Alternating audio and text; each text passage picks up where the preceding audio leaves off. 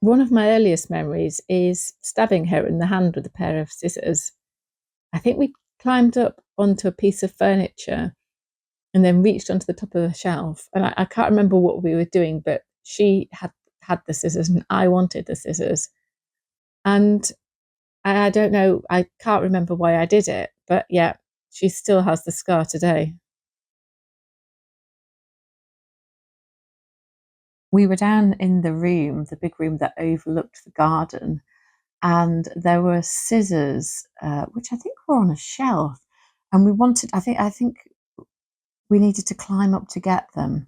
And we wanted to play doctors and nurses. And my sister wanted to be the doctor, and I wanted to be the doctor, and we were fighting over them. And she took the pair of scissors and she snipped my hand open with it. And I remember looking at my hand, and there was blood coming down it. And I ran down the corridor, um, and up the stairs and into my parents' bedroom. After that, I remember my sister being in the bedroom and I was looking through the keyhole. I must have been about the same height, maybe, as the keyhole. And I was wanting her to be told off for snipping my hand open with a pair of scissors. And I remember my parents saying, "You shouldn't have done that. You shouldn't do it again," something along those lines. And me being really cross that she wasn't being properly punished for hurting me in that way. I thought it was very unjust.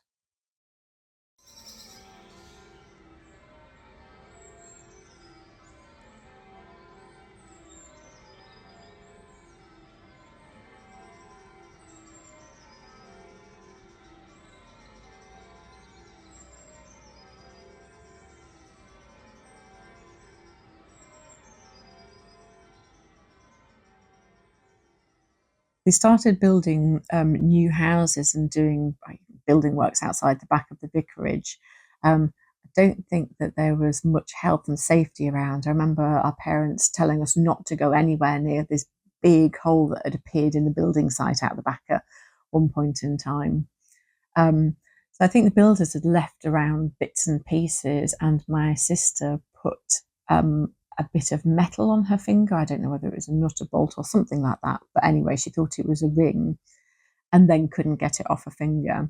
So my parents and others, I remember I stood up by the sink, were trying to get it off, and weren't able to take it off. So they said that they were going to have to go to the hospital to have it removed. I think they said they were going to have to cut it off, and my sister got really upset about it.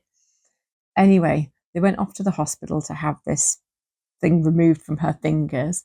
And I was really upset because I wanted to go to the hospital too. I wanted to get the chance to go.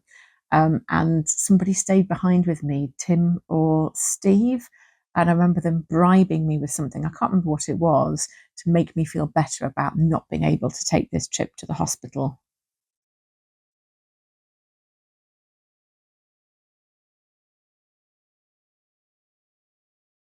Just outside the vicarage, they were building a new set of houses, and I don't think there was much in the way of health and safety those days, so we could freely access the building site.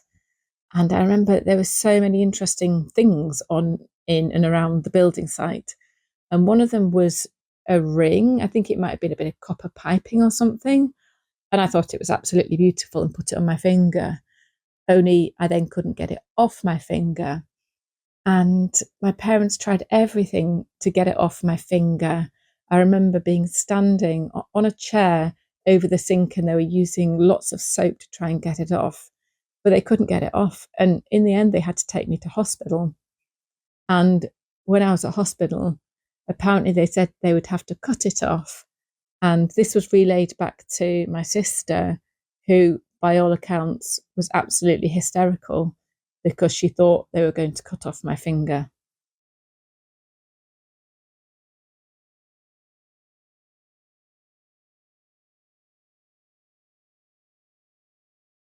We used to go to the museum gardens a lot to play, and we played on some of the ruins that were within there. And I remember the wildlife in the gardens.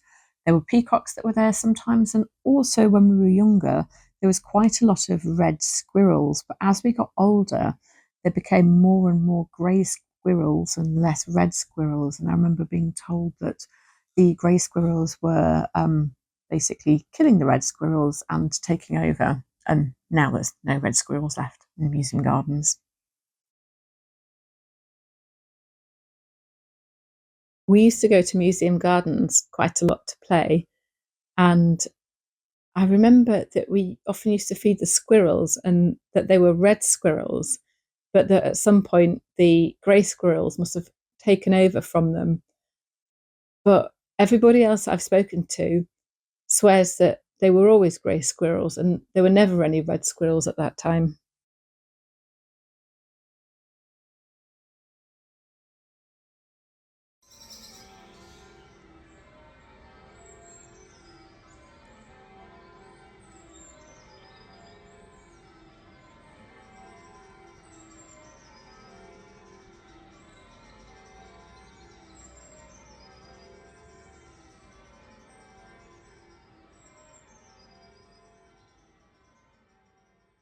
We were about 2.5 when our sister Helen was born, and we were taken to the hospital in a car. And I don't think we'd been in a car very much before then because I remember it quite clearly. I remember somebody opening the door, lifting me out over a puddle because it had been raining. And then when we were in the hospital, Helen was in a glass box next to Mum. And that was odd. I'd never seen anybody asleep in a glass box before.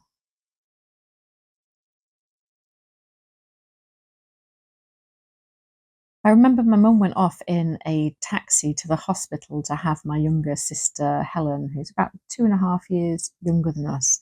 And I really wanted to go in a taxi. Anyway, after Helen had been born, we were taken to the hospital. I think I remember being there with Tim and walking down really big, long, white hospital corridors.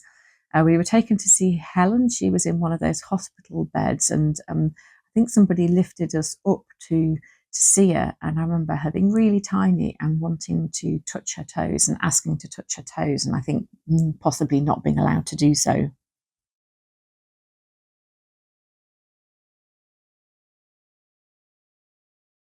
There was a fancy dress party held in the house, and people used to make quite a lot of effort over the costumes. And one year they made a Chinese New Year dragon costume. So this papier-mâché dragon's head with the body behind it, which maybe had 3 or 4 people in it. And we were sat in the room which overlooked the garden at the back, and everybody came in with this dragon parading it around, and we were absolutely terrified of it and all screamed. They would have parties at the vicarage, and sometimes these were fancy dress parties.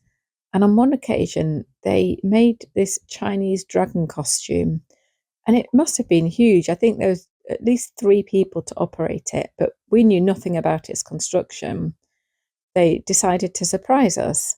So we were sitting on the sofa, the 3 of us, and into the room comes this huge dragon. And we were terrified. Helen, in particular, was absolutely hysterical. There was another party that I remember. I came downstairs and they were all in the dining room having some food and drinks. And my sister was there and she was a bit unsteady on her feet, and they were all finding this really funny. And it was explained to me that she had gone around the table and they'd given her little sips of alcohol, but she'd had too much and she was drunk.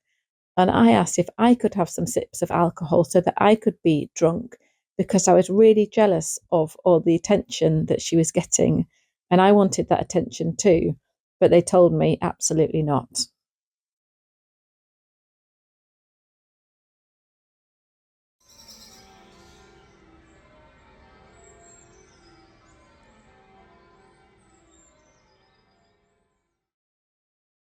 Jenny sometimes took us with her when she went painting. And on one occasion, she went to one of the abandoned warehouses by the edge of the River Ouse. And we must have been in there some time because when we came out, the river had flooded. And the only way that she could take us out was by carrying us. And on another occasion, she took us to a church on the corner of Spurriergate. And I think it was somewhere we'd been before. But this time when we went in, it was really strange because the entire place was filled with dead and dying butterflies. They must have pupated in there and then found no way to get out.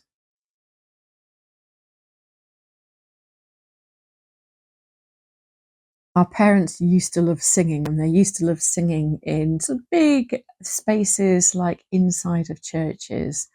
And we were driving out one day in the countryside. I think it was a summer day, I think it was warm. And we were going through this village, and in the village there was a church. And my parents were like, oh, let's stop and sing in the church, like they did not infrequently. And so it was quite a bright day inside. We all walked into the church, and I was walking down the aisle in the middle, and it took a little bit of time for our eyes to adjust from the brightness outside to the darkness inside the church. And as I did, I realised there was a sort of slight movement around the pews and on the floors. And as our eyes adjusted, we realised that the church was filled with dead and dying red admiral butterflies. I actually thought it was really quite freaky. We probably had been walking on these butterflies as we were walking down the aisle. And to this day, I don't particularly like butterflies as a result of that.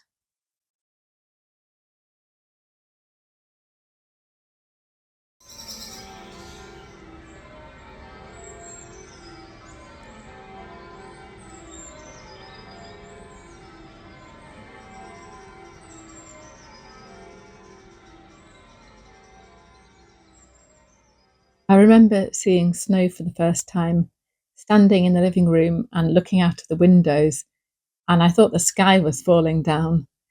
Years later, I read the Asterix comics, and the only thing that the Gauls are scared of is the sky falling down, and that always reminded me of snow.